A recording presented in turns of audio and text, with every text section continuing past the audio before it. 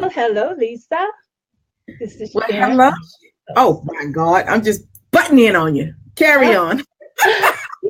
Hello, Lisa. This is Sharon on the West Coast. How are you this morning? I am having the most excellent day. Hello yourself, Miss Sharon on the West Coast. This is Lisa Washington on the East Coast. Yes, and I mistakenly said good morning when it's good afternoon for you. It's barely still morning for me, but hey, on a Saturday, you have to let the morning ride. Let the whole day roll. Yes, we do. So, as So, if you have dropped in, you know we are a little late. I tell you, as we say all the time, technology. My application updated, and that proves to always cause a little rift in the fabric of time. interrupted that space and time continuum or something like that, huh? Yes, definitely. So I'm glad that you're dropping in on us. I'm Sharon Davis, and as she said, she is Lisa Washington, and this is Coast To coast. Beauty. Yes. What is it we're talking about today, Lisa? Oh my goodness. When you first suggested this topic, I got a hot flash. It is reminiscing about things we would change if we had the opportunity to. If we could just travel back in time and do something over again, have a do-over, what would we change? And that is what we're going to talk about today. Hot topic. Okay. That sounds like a little scary too, huh? Yes. You know what? It was. I mean, I spent a whole week like thinking of and eliminating topics. Yeah. Okay. So I was like, oh, if I could change something, I said, ooh, I definitely wouldn't do that first husband. And then I thought, no, I wouldn't have the children. So no, I'll let him stay. Just right. For that. That's always the second thought on that, huh? And one by one, I just came up with these topics, and then I would think of something that made that topic not sometimes tolerable, but sometimes a great addition to my life. You know, I just had to get over the bumpy part. So I finally arrived at what I'm going to talk about this morning. Okay, well, I'm going to put you solo and let you go for it then. Oh my goodness. What would I change if I could? All right. So in order to tell this story, I am going to have to go back to my childhood and my relationship with my mom. All right. So yes. From as early as I can remember, it seemed like my mom and I bumped heads. And I wasn't one of those little kids that said, but why? But why? But why? I never had the terrible whys. I came here with it. Well, I don't agree with that. Oh my goodness, I raised you. You did? Oh my goodness. I was born very similar to you.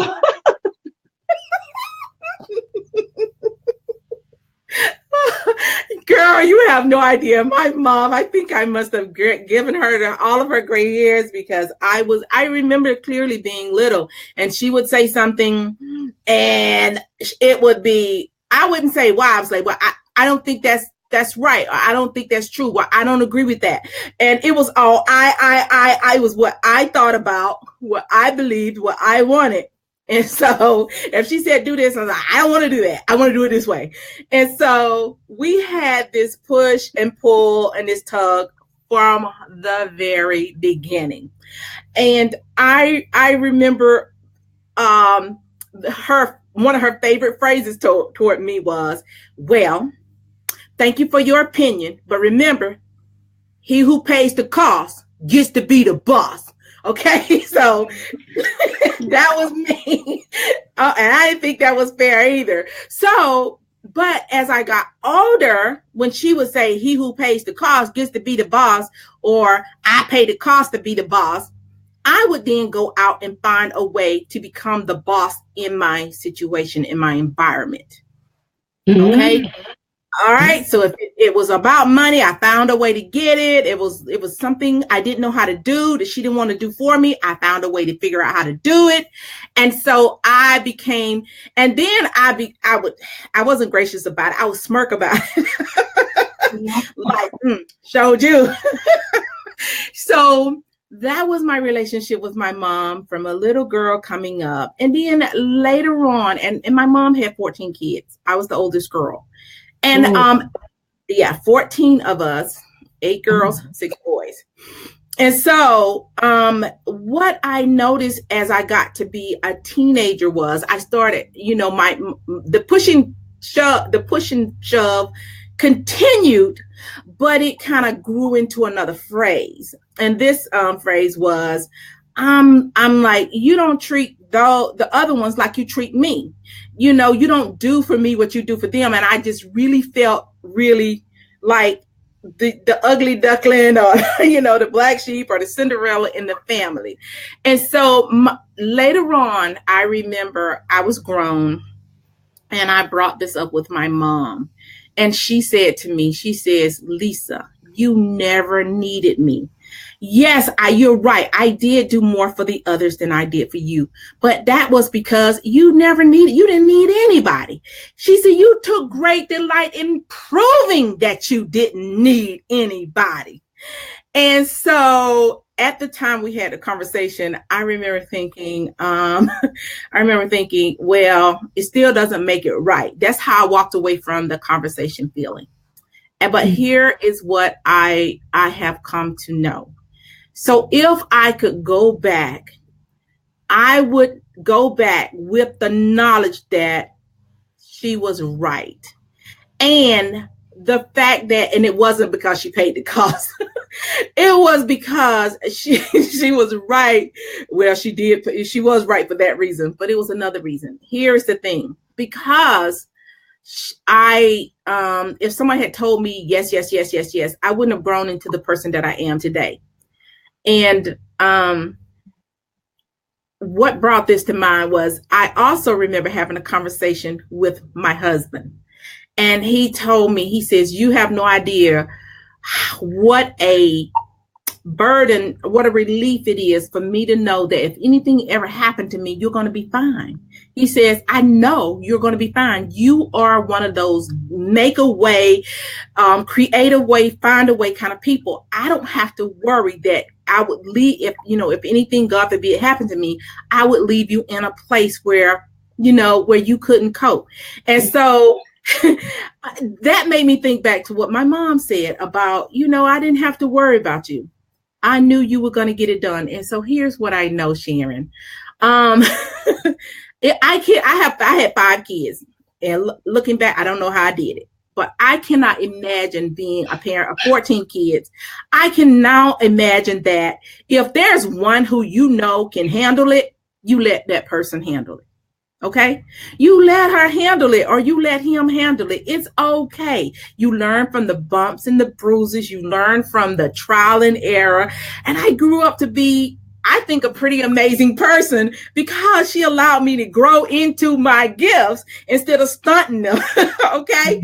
And so if I could go back, I would say thank you. I really would.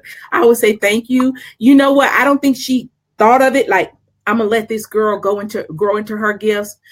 I think she was just dealing with the situation that she found herself in. A single parent sometimes with 14 kids, but also you learn how to operate in that environment. But I would go back and say, you know what? You were doing what you had needed to do and what you had to do, but it was a good environment for me to grow into my gifts. So thank you. And without realizing it at the time, I didn't realize she was acknowledging me. She was saying, I see you, I know you, and I know you can handle it. I know I don't have to worry about you, but some of your sisters and brothers, I do have to worry about them. And I, as a mom of 5 kids, I know all kids are not created equal, and you cannot treat them equally because they are not clones.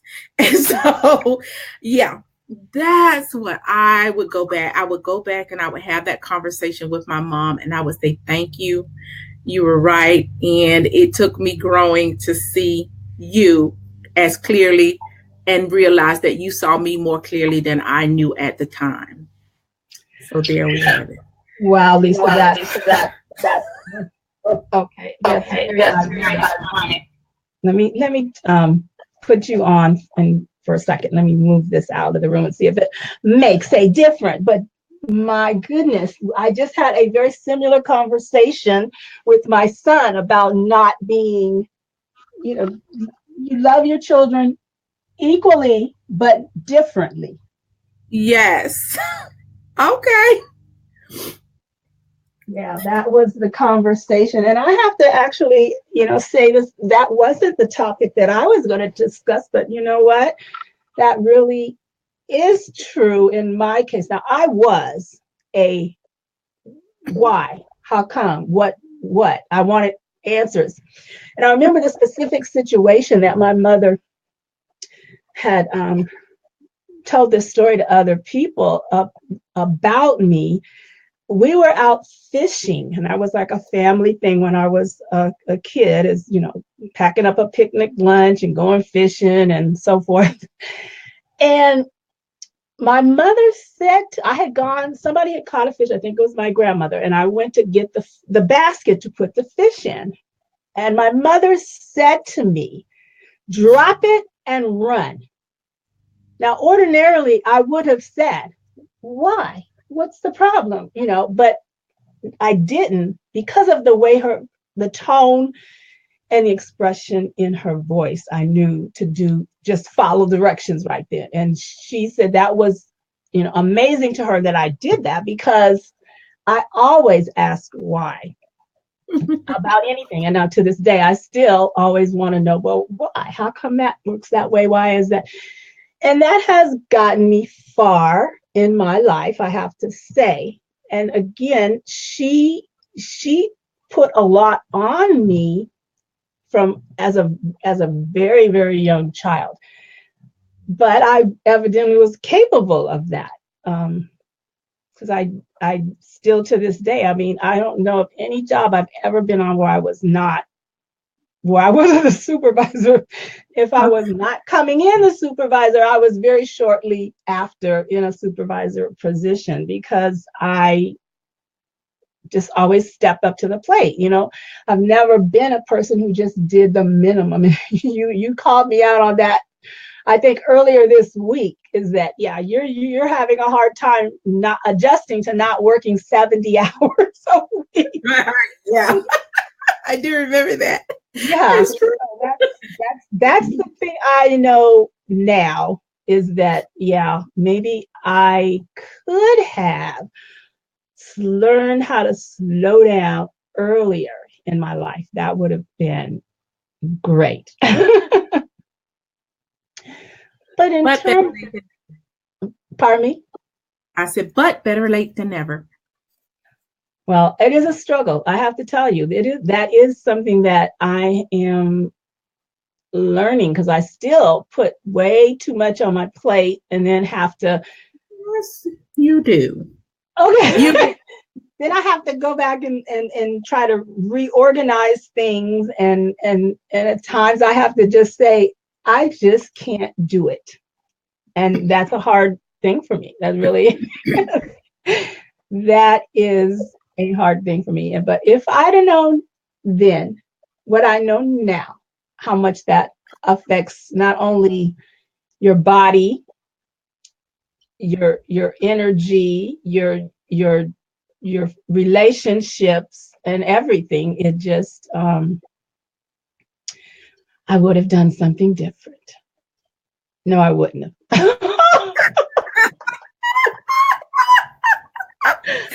Honestly, no, I wouldn't. That's terrible to say, but I would stop being the person that said, I can do it myself. Don't worry about it. Got it. Well, because I always felt like I did not have, like your husband saying, he has this understanding that you will be okay. And my husband has said that to me, although lately he's been a little bit more concerned that I'm not handling everything that I need to handle, or I try to handle too many things. He's definitely always telling me that. But I just never felt that security that other people were going to do what they were supposed to do. There you go. Yeah, I just didn't have that security that other people were going to step up and do what they had to do from an early age as a child up until now. Even not so much with my husband over the last, but it took me a while to get there. Even with him, is to put past things behind, past relationships behind, and see him for who he has grown into be. But yeah. Yeah, I know. It is an ongoing, and probably will continue to be an ongoing, I won't say struggle, but it requires ongoing adjustment. Okay. Because the natural inclination is to morph toward, I can do it myself, to side. And here's the thing, Sharen. At the time of and this is maybe like part two. At the time, even once I realized my mom, she wasn't mean to do what she did. She was dealing with the situation she was in. I still felt like, you know what, you were right. I could get it done by myself, but I shouldn't have had to do it by myself. That's how I felt, and then so moving, jumping forward to when my husband and I were having this conversation, and he said to me, he says, I have to pay more attention, and I have to realize that even though you can do a lot by yourself and really get it all done, you are married and I'm here, and you shouldn't have to do it all. So if I start, forgetting that, it's okay for you to remind me. So we had that conversation because naturally it's natural for me to say, oh, somebody didn't do what they were supposed to be doing. Don't worry, I got it. And I'll figure out a way to get it done, rather than ask, hey, sometimes people just need a reminder. Remember, I need you to do something, or remember, I asked you to do something. Because my natural inclination is not to remind. It's like, you know what? I'll just get it done. You get 2 reminders. What'd you say? You get 2 reminders. After that, I'm doing what I got to do. Because if you have to the third time, then it becomes nagging, and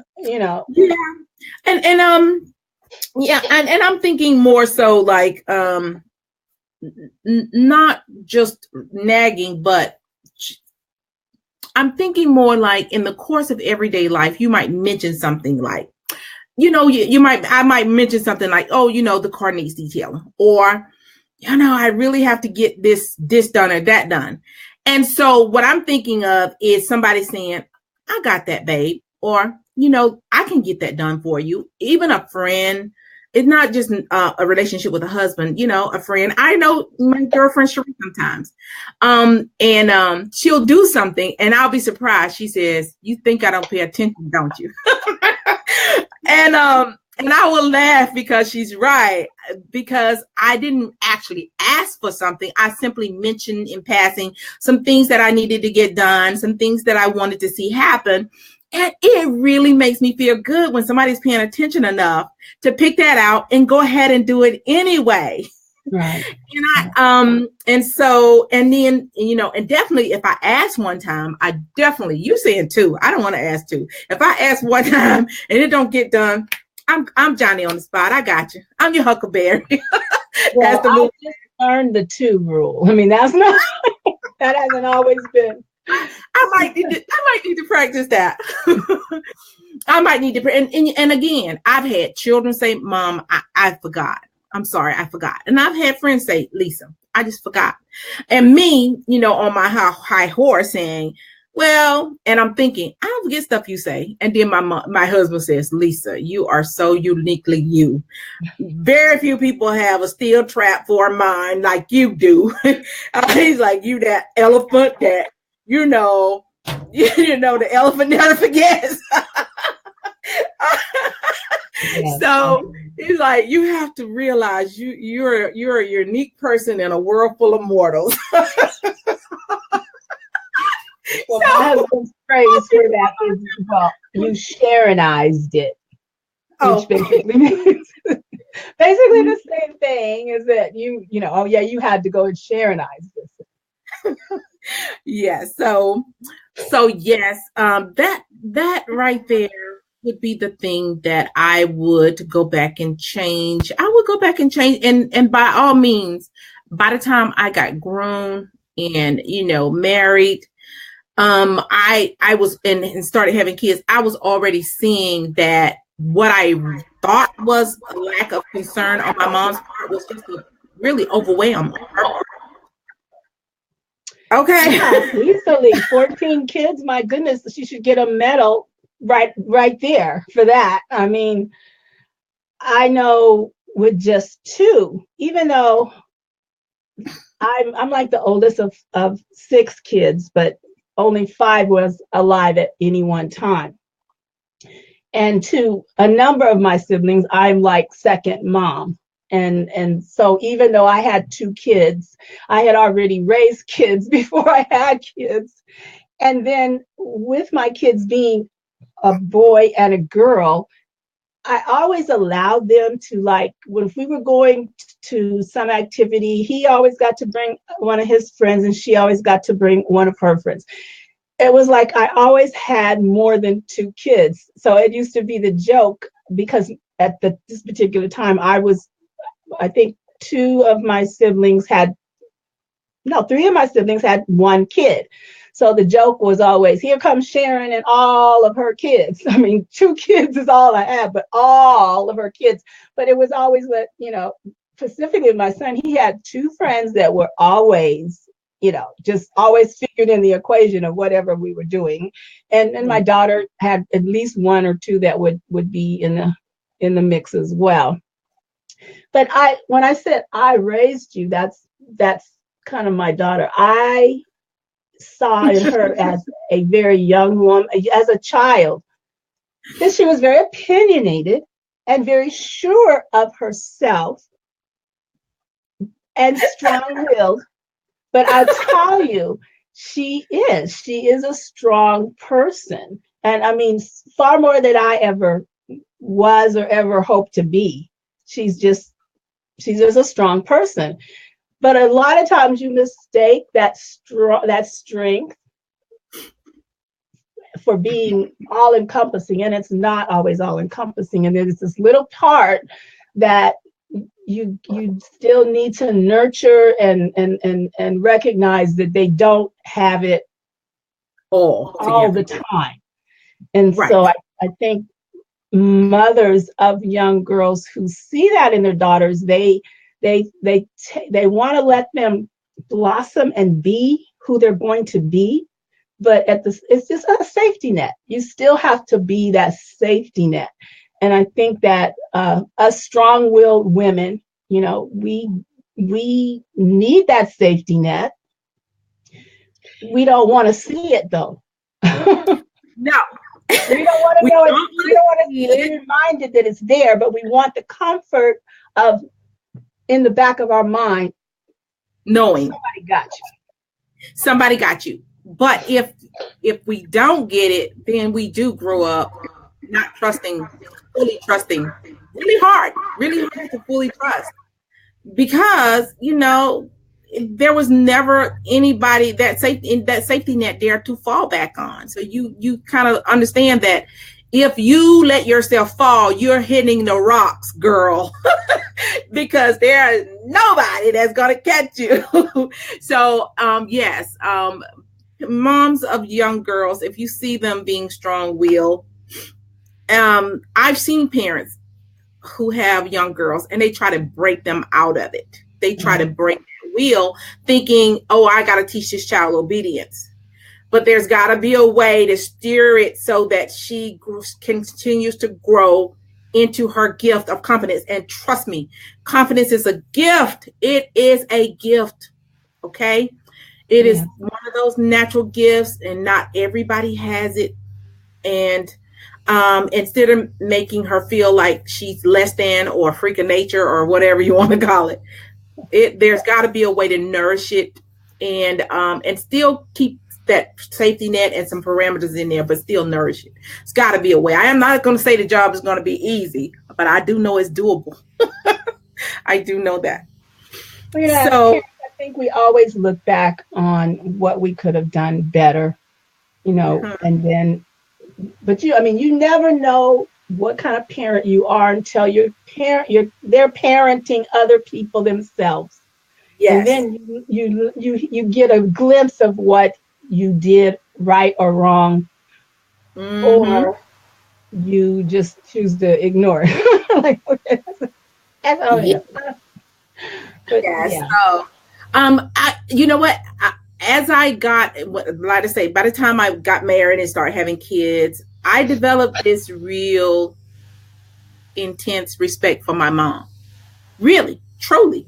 I started seeing things from a different standpoint, and I developed this real intense respect for her. And I think that some of my sisters and brothers may have thought that we still had this tension between us, but we didn't. They don't know how many times we would talk on the phone, how many times she would call me, or I would call her, or I would send her a care package in the mail, or she would call me and say, hey, I need something. And I'd say, let me see what I can do. And I would send it. And so one of the things I can tell you is when she died, I didn't have this regret about our relationship. So when me going back, reminiscing and going back to change something, it's not about regret, because I know that we had a good relationship and we developed it and had it for years.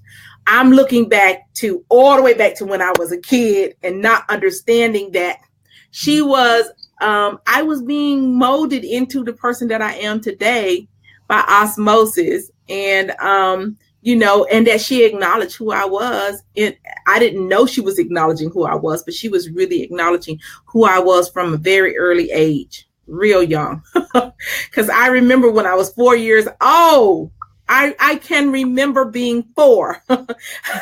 Yes, I can remember being 4, because I remember all the things I didn't like that somebody was doing that I would have changed. It was or what I wanted to do that nobody wanted me to do. So yeah, I remember being 4, and I could imagine having a 4-year-old like me. Well, no, I did have a 4-year-old like me, because my mom told me, she says, one of these days God gonna bless you with a child just like you. And then when he was born, she was like, I told you, and there he is. Yeah, even at 4, he was like. Yeah, we kind of tend to express that, don't we? Now you're going to get your... So here we are, we're talking about regrets and what we would be doing different if we knew what we knew now. And ironically, we've been concentrating on our motherhood is the big thing. You and I had not talked about what we were going to talk about. No, we didn't. We just knew what the topic was, and it's funny that we went there. So let's take it off of motherhood and take it onto just ourselves. What would we do differently about who we are or what we're about? Now, I kind of did say, I take on too much stuff, try to do everything, and no, I can't, and that really teased me off. What would I do differently? Oh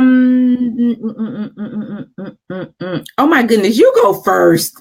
Let me think. Okay, I'll go first. And you know what? It's you're not going to believe this, because we have such a close friendship, and I have many women now in my life that I have a close friendship with that are like sisters to me. But I didn't have a lot of female friends as a young woman. Me. You didn't? You either? Me either. This is totally. I think you've heard me say I don't know how to make friends. I don't really know how to make friends. Um, I friends find me. And so Cherie tells me I not to say that. She says, you're really loyal, Lisa. And she says, you know, when people come to your life, you're really loyal. And you know, but as far as being friends, I don't know. I'm hijacking your telling of it though. So no, that's you said just what I would say is that I am very loyal to a fault, even when it's a disservice to myself. yes. I've learned that as I've gotten older, like probably in the last 2 years, that my loyalty extends far beyond what it should. In my best interest. But yeah, I had most of my close friends that I could tell secrets to were always men, guys. I was always, you know, I've had people say, no, you can't be friends with men. But no, I think you can. You have to set clear limits up front. But I just didn't trust women as a young woman, because I obviously had bad experiences with a few people, and so that just it took me a lot of years to develop true friendships with women. And then the fact that we moved around a lot, you know, that was I'm sure that made an impact on that as well. But okay. So you would, so you're saying that for yourself, you would learn how to be friends with women earlier. Is that what you're saying? I think it goes back to the point that you made earlier, is learning to trust. And I think that was the issue. Yeah. Oh, okay. Okay. All right. I get where you're coming from. For me, I guess it's similar. In order not to get hurt, I didn't let a lot of people in, not even men. I didn't have men friend or women friend. And I was just a loner. And so I guess if I could go back and do something, I would let more people in. I mean, you know what? Being hurt doesn't kill you. It grows you. And so if I had to go back, yeah, I would let more people in earlier, and I would just have more faith, more trust, whatever, that you know, people come into your life for a reason or a season. And it's okay if they come and stay for their season and leave, or if they come and fulfill their reason and leave. It's okay. And the ones who were meant to stay will stay. So that is a lesson I learned kind of late, and I really try to instill it in younger people. And when I'm mentoring and coaching, I try to instill it in others that who you are is basically a plethora of all of your experiences. And so if you could shut yourself off from people and experiences, you're stagnant. You don't grow into anything. Okay. Everybody comes here, as Darren Hardy say, ignorant, naked, and scared. Naked, ignorant, and scared. And so, but we grow into this billions of different personalities simply because of our environment and our experiences. And so now I try to have experiences with a lot of different people. I try to have some form of relationship, whether it's an acquaintance or a friend or a loved person or whatever. Just try to have more interaction with more people, because it's growing. Every person that you meet and interact with grows you to some extent. So yeah, pretty much the same. But on another level, if I had to go back and do something, I used to be an avid, active person as far as exercising, going to the gym, walking, and doing all that. And then I didn't make a conscious decision to stop. I just got really busy, and I let that get on the back burner. So if I could go back and do something different physically, it would be to not let that get on the back burner. I would continue to be an active person, because as you get older, you need it. When I was younger, I did it for the pleasure and for the stress relief. And now I need it for the health. But if I had never discontinued it, maybe I wouldn't have needed it so much for health. So there, one on the emotional side and one on the physical side. Emotionally, I would let myself be open to more people and know that it's okay. Physically, I would keep my butt moving. I would keep it moving. Okay. Yeah, definitely. Yeah. Very well. Well, ironically though, as I've gotten older, I enjoy being able to have the friendships that I have with women that are peers, as well as those that I am, pouring into, or see that they have a need that I might be able to kind of help them understand where they're at. Because as I have said many times on this platform, that there were women who came in my life when I needed them, and I recognize that. But let me ask you this, Lisa. What would you tell Lisa 20 years ago? What would I tell Lisa 20 years ago? I would tell Lisa 20 years ago, life is short, be happy, have fun, be joyful. Not just happy, joyful. And so somebody mentioned to me recently, in the last week, every time I see you, you're laughing. Every time I see you, you're happy. I love your infectious giggle. And and I said, well, thank you. And it was like, oh, I wish I was more like you. I said, you know what? I created this person. I grew into this person. I was not always joyful. I was not.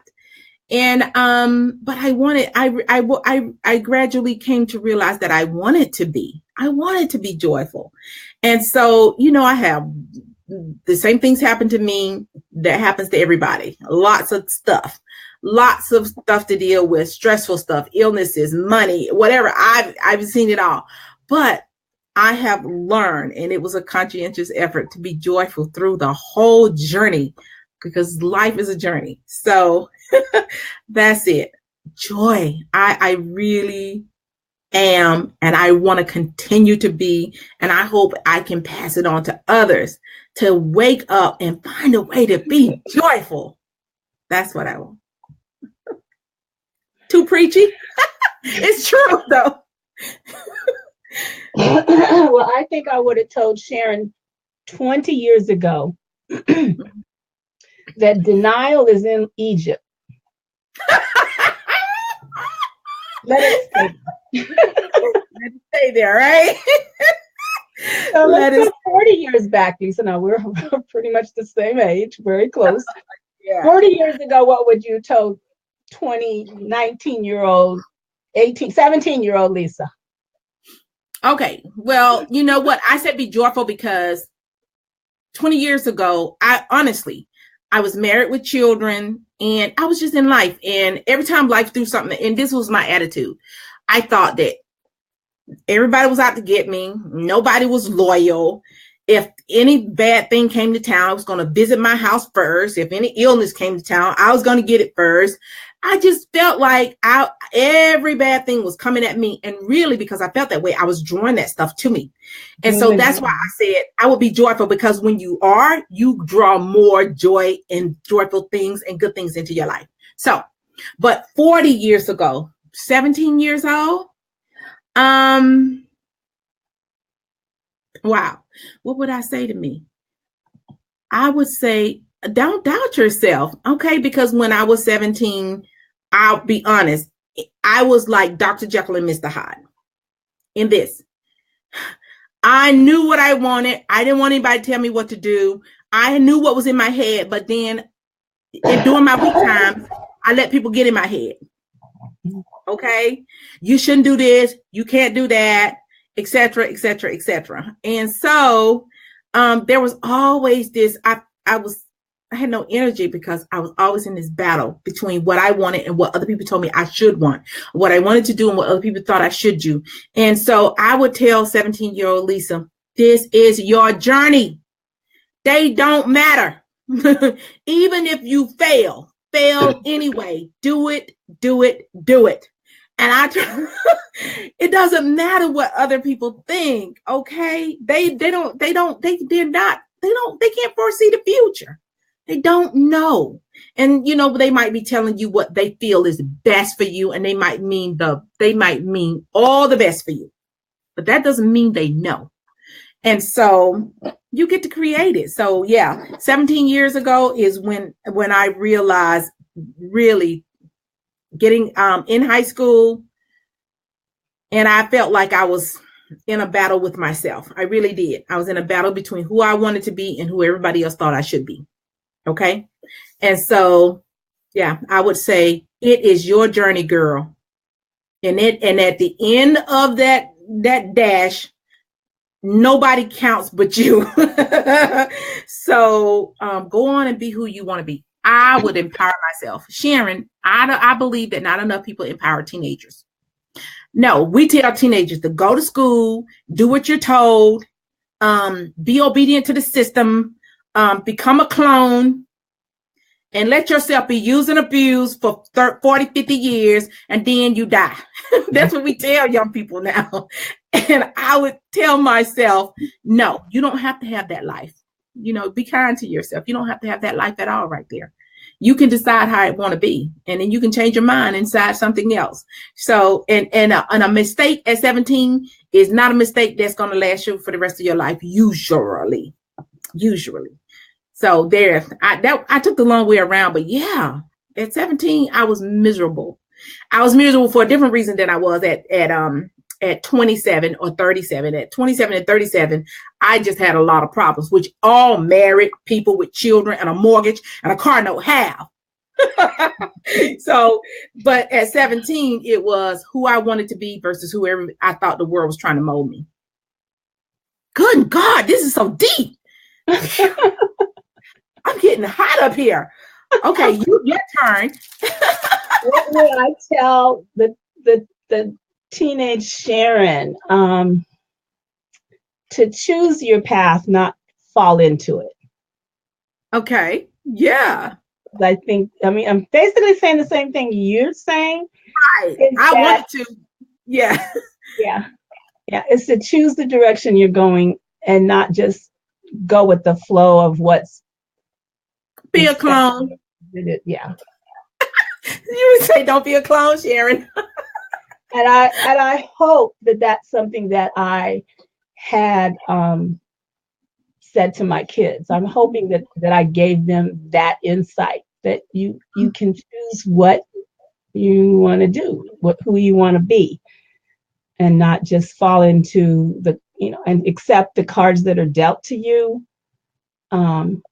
I know there was this one statement I used to say to my kids is that this may be the reason, but it will not be the excuse. Oh, okay. I never heard that one before. Oh yeah, there's a lot of Sharen-ized things. I sometimes post them on my Facebook, The World According to Sharen. So. Okay. And I have to say that a lot of my growth really has come through assisting other people through their growth. I learned a lot of lessons along the way with other people. So, yeah. We thought it was going to be tough, huh? Yeah, I thought it was going to be tough, but hey.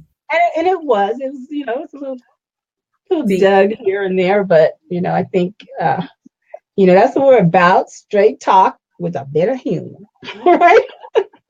Yes.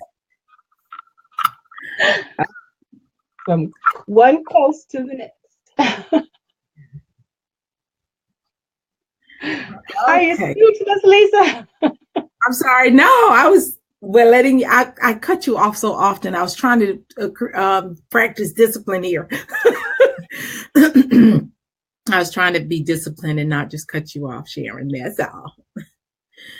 Okay. It's hard to do because with online, it's like you don't hear, you're talking before I hear it, and vice versa. So that's kind of there's a delay. There is a delay. yeah. Okay. Well, looks like we're coming to the end of another episode. Yes. Another topic. So you that have dropped in, you dropped in on Coast to Coast Beauty. I'm Sharon Davis on the West Coast. And I am Lisa Washington on the East Coast. And together we are Coast to Coast Beauty. And we thank you and appreciate you, those of you that were here live, and to those replay viewers, we love you so much. We have some very faithful replay viewers, and we appreciate and love each and every one of you. And I have to say hello, Grandma, who's always here. our one person we know is always going to be here. Yes. So, you know what, Sharon, I think since by osmosis almost, this almost became a mama episode, we should do a Mama Said episode for Mother's Day. And maybe invite some of our listeners to tell us the one of their favorite Mama Said. How about that? Well, I can't wait till we have episodes so I can talk about the hole that developed in my backyard. Uh-oh. Yeah. Okay. All right. Okay, I'm ready to hear that too. All right. One of my children will probably start a petition to ban me from doing it. I'm telling that. Definitely will do it now. So join us next week. We will continue next Saturday for the month of March. We are broadcasting on Saturday at 11-ish. Usually not late. 11-ish West Coast and 2-ish on the East Coast. Yes. So thank you for joining us. Let's go ahead and give our signature goodbye.